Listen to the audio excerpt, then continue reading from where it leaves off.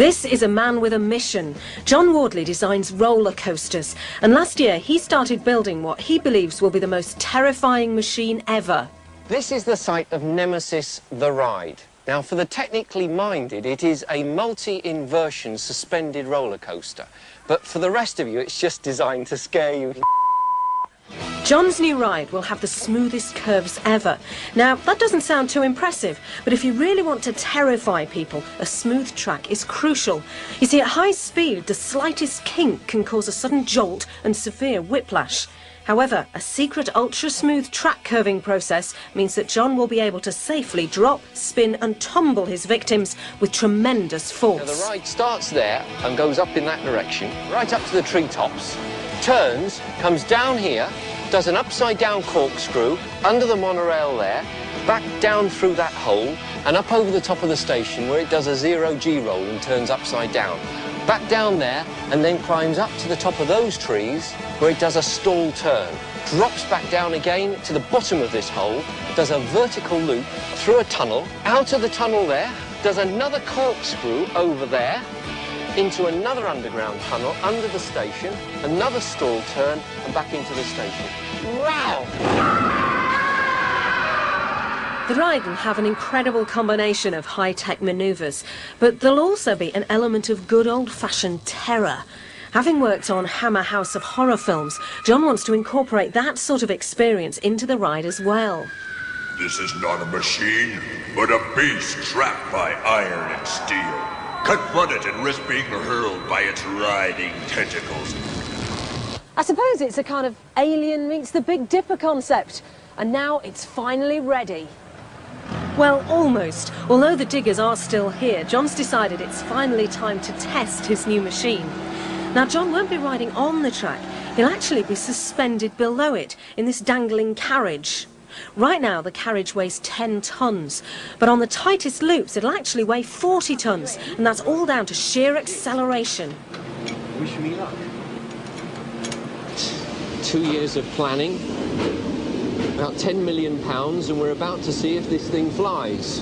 I think I know what to expect, but no one can really tell what's going to happen. We're in the hands of Sir Isaac Newton here. We're going up the lift. No brakes, nothing. Once we're over the crown of this lift, we've just got gravity on our side. Lovely view. It's an amazing sensation. There's nothing beneath your feet. You're just hanging in space. It's... wow. Here we go. Right, we're picking up speed, and we're about to enter the first inversion, the first barrel roll coming up now. Feet through the air. Wow. Now we're getting faster and faster through a helix and into a zero-G roll. Oh, wow.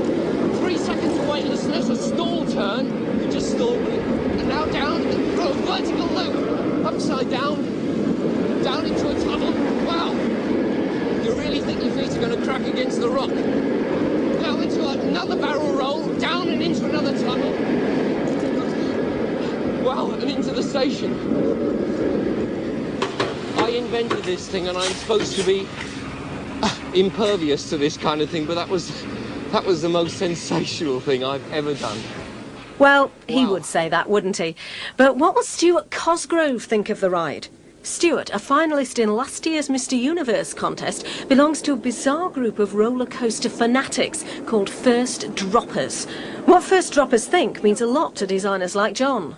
Well, First Droppers go around the world riding different roller coasters. Personally, I've ridden the first inverter in the world, that was in America, and I've ridden the Kings Island Racer and the Coney Island Cyclone. They're some of my favourites.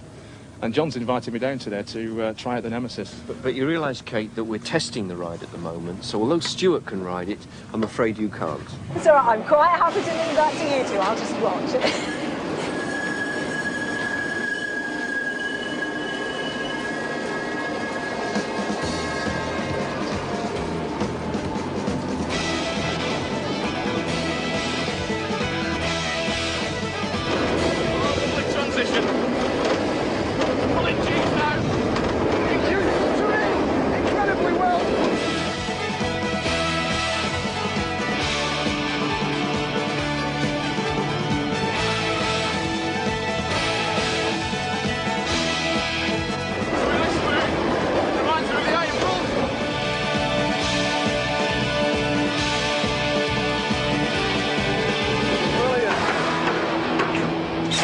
Really smooth.